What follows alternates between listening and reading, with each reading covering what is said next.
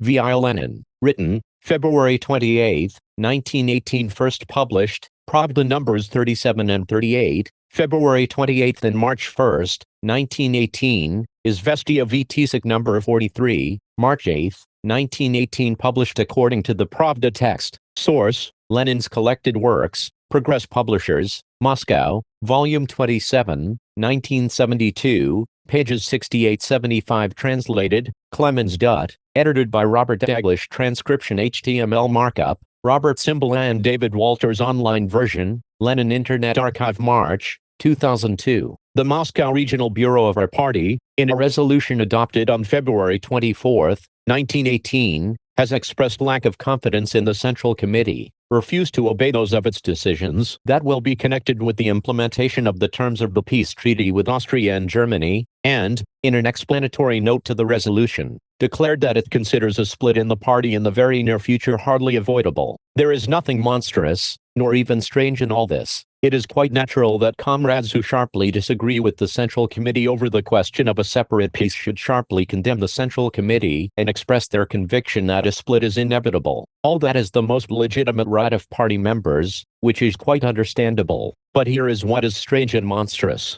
An explanatory note is appended to the resolution. Here it is in full. The Moscow Regional Bureau considers a split in the party in the very near future hardly avoidable, and it sets itself the aim of helping to unite all consistent revolutionary communists who equally oppose both the advocates of the conclusion of a separate peace and all moderate opportunists in the party. In the interests of the world revolution, we consider it expedient to accept the possibility of losing Soviet power, which is now becoming purely formal. We maintained as before that our primary task is to spread the ideas of the socialist revolution to all other countries and resolutely to promote the workers' dictatorship, ruthlessly to suppress bourgeois counter-revolution in Russia. It is the words we have stressed in this passage which are strange and monstrous. It is in these words that the crux of the matter lies. These words reduce to an absurdity the whole line put forward by the authors of the resolution. These words expose the root of their error with exceptional clarity. In the interests of the world revolution, it is expedient to accept the possibility of losing Soviet power. That is strange, for there is not even any connection between the premises and the conclusion. In the interests of the world revolution, it is expedient to accept the military defeat of Soviet power. Such a proposition might be right or wrong, but it could not be called strange. That is the first thing. Second thing, Soviet power is now becoming purely formal. Now this is not only strange but downright monstrous. Obviously, the authors have got themselves thoroughly entangled. We shall have to disentangle them. As regards the first question, the author's idea evidently is that it would be expedient in the interests of the world revolution to accept the possibility of defeat in war, which would lead to the loss of Soviet power, in other words, to the triumph of the bourgeoisie in Russia. By voicing this idea, the authors indirectly admit the truth of what I said in the theses, namely, that refusal to accept the peace terms presented by Germany would lead to Russia's defeat and the overthrow of Soviet power. And so, la raison finit toujours par avoir raison, the truth always triumphs. My extremist opponents, the Muscovites who threaten a split, have been obliged, just because they have got to the point of talking openly of a split, to be equally explicit about their real reasons. The reasons which people who confine themselves to general phrase-making about revolutionary war prefer to pass over in silence. The very essence of my theses and arguments, as anyone who cares to read attentively my theses of January 7, 1918, may see, is that we must accept this extremely harsh peace now, at once, while at the same time seriously preparing for a revolutionary war, and accept it, moreover, precisely in the interest of such serious preparations. Those who confined themselves to general phrase-making about a revolutionary war ignored or failed to notice, or did not want to notice, the very essence of my arguments. And now it is my extremist opponents, the Muscovites, whom I have to thank from the bottom of my heart for having broken the conspiracy of silence over the essence of my arguments. The Muscovites have been the first to reply to them. And what is their reply? Their reply is an admission of the correctness of my concrete argument. Yes, the Muscovites have admitted, we shall certainly be defeated if we fight the Germans now. Yes, this defeat would certainly lead to the fall of Soviet power. Again and again I thank my extremist opponents, the Muscovites, from the bottom of my heart for having broken the conspiracy of silence against the essence of my arguments, i.e., against my concrete statement as to what the conditions of war would be, if we were to accept it at once, and for having fearlessly admitted the correctness of my concrete statement. Further, on what grounds are my arguments, the substantial correctness of which the Muscovites have been compelled to admit, rejected? On the grounds that in the interests of the world revolution, we must accept the loss of Soviet power. Why should the interests of the world revolution demand it? This is the crux of the matter. This is the very essence of the reasoning of those who would like to defeat my arguments. And it is on this, the most important, fundamental and vital point, that not a word is said, either in the resolution or in the explanatory note. The authors of the resolution found time and space to speak of what is universally known and indisputable, of ruthlessly suppressing bourgeois counter-revolution in Russia, using the methods and means of a policy which would lead to the loss of Soviet power, and of opposing all moderate opportunists in the party, but of that which is really disputable, and which concerns the very essence of the position of the opponents of peace. Not a word. Strange, extremely strange. Did the authors of the resolution keep silent about this because they felt that on this point they were particularly weak? To have plainly stated why this is demanded by the interests of the world revolution would most likely have meant exposing themselves. However that may be, we have to seek out the arguments which may have guided the authors of the resolution. Perhaps the authors believed that the interests of the world revolution forbid making any peace at all with imperialists. This opinion was expressed by some of the opponents of peace at one of the Petrograd meetings, but only an insignificant minority of those who objected to a separate peace supported it. It is clear that this opinion would lead to a denial of the expediency of the Brest negotiations and to a rejection of peace, even if accompanied by the return of Poland, Latvia and Courland. The incorrectness of this view, which was rejected, for example, by a majority of the Petrograd opponents of peace, is as clear as day. A socialist republic surrounded by imperialist powers could not, from this point of view, conclude any economic treaties, and could not exist at all, without flying to the moon. Perhaps the authors believed that the interests of the world revolution require that it should be given a push, and that such a push can be given only by war, never by peace, which might give the people the impression that imperialism was being legitimized. Such a theory would be completely at variance with Marxism, for Marxism has always been opposed to pushing revolutions, which develop with the growing acuteness of the class antagonisms that engender revolutions. Such a theory would be tantamount to the view that armed uprising is a form of struggle, which is obligatory always and under all conditions. Actually, however, the interests of the world revolution demand that Soviet power, having overthrown the bourgeoisie in our country, should help that revolution, but that it should choose a form of help which is commensurate with its own strength. To help the socialist revolution on an international scale, by accepting the possibility of defeat of that revolution in one's own country, is a view that does not follow even from the pushing theory. Perhaps the authors of the resolution believe that revolution has already begun in Germany, and has already reached the stage of an open, nationwide civil war, that we must therefore devote our strength to helping the German workers, and must perish ourselves, losing Soviet power, to save a German revolution which has already started its decisive fight and is being hard-pressed. According to this theory, we, while perishing ourselves, would be diverting part of the forces of German counter-revolution,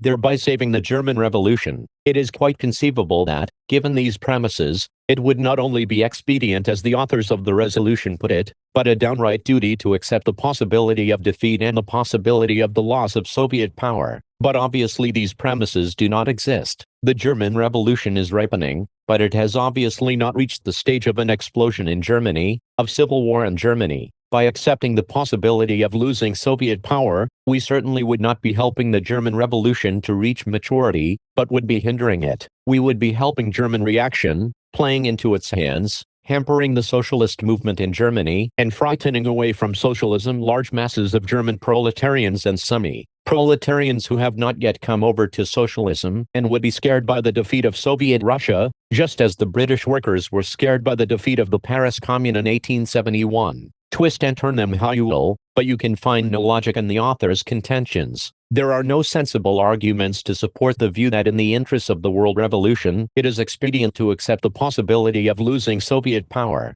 Soviet power is now becoming purely formal. This, as we see, is the monstrous view the authors of the Moscow Resolution have come to proclaim. Since the German imperialists are going to make us pay indemnities and forbid us to carry on propaganda and agitation against Germany, Soviet power loses all significance and becomes purely formal. This is probably the line of reasoning of the authors of the resolution. We say probably, for the authors offer nothing clear and specific in support of their thesis. Profound and hopeless pessimism and complete despair, such is the sum and substance of the theory that the significance of Soviet power is purely formal, and that tactics which will risk the possible loss of Soviet power are permissible. Since there is no salvation anyway, then let even Soviet power perish. Such is the sentiment that dictated this monstrous resolution. The allegedly economic arguments in which such ideas are sometimes clothed reveal the same hopeless pessimism. What sort of Soviet republic is it? The implication is, when not just tribute, but tribute on such a scale can be exacted from it, nothing but despair.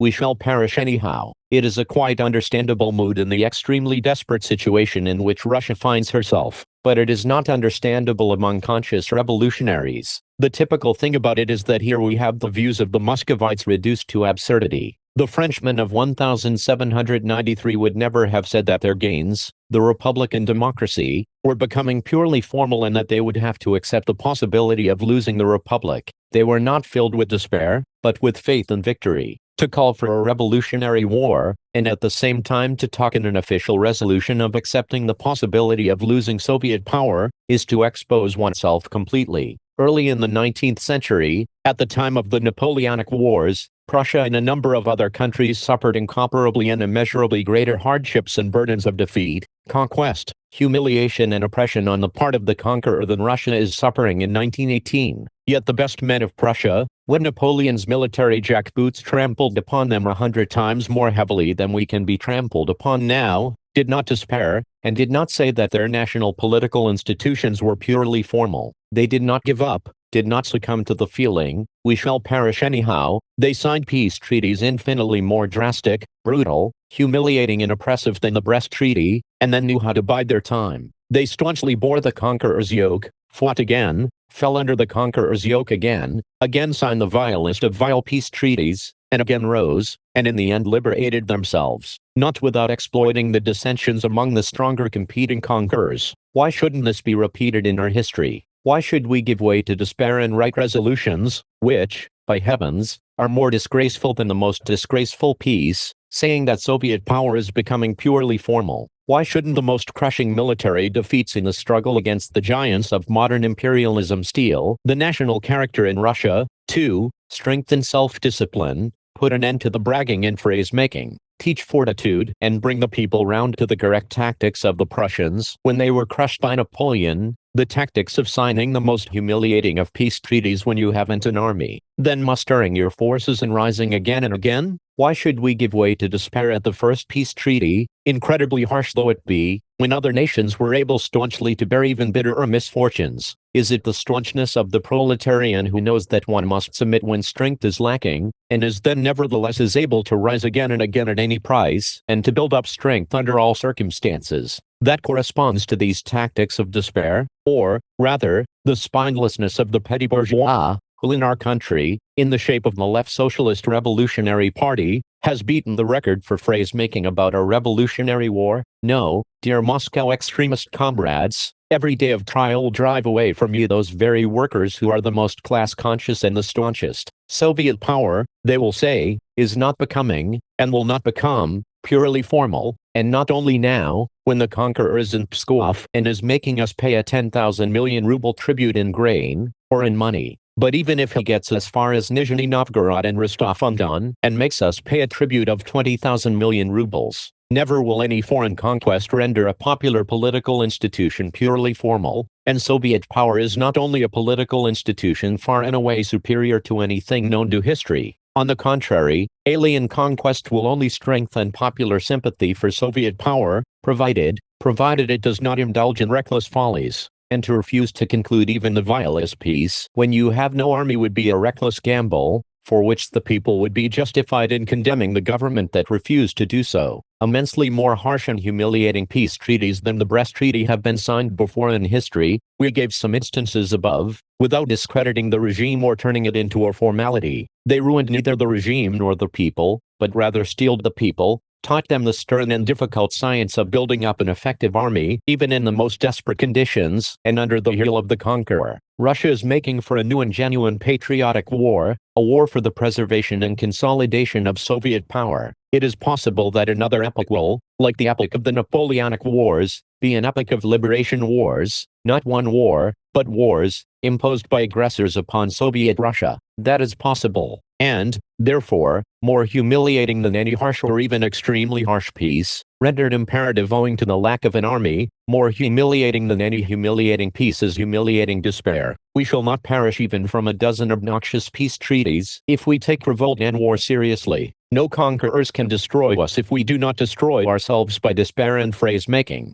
Endnotes. Here is the full text of the resolution. Having discussed the activities of the Central Committee, the Moscow Regional Bureau of the RSDLP expresses lack of confidence in the Central Committee in view of its political line and composition, and will at the first opportunity insist that a new Central Committee be elected. Furthermore, the Moscow Regional Bureau does not consider itself bound to obey unreservedly those decisions of the Central Committee that will be connected with the implementation of the terms of the peace treaty with Austria and Germany. The resolution was adopted unanimously. See on a history of the question of the unfortunate peace. As to the counter-argument, that to avoid fighting was anyway impossible, the reply has been given by the facts. On January 8 my theses were read. By January 15 we might have had peace. A respite would have been certainly assured, and for us even the briefest respite would have been of gigantic significance, both materially and morally, for the Germans would have had to declare a new war, if it had not been for revolutionary phrase-making.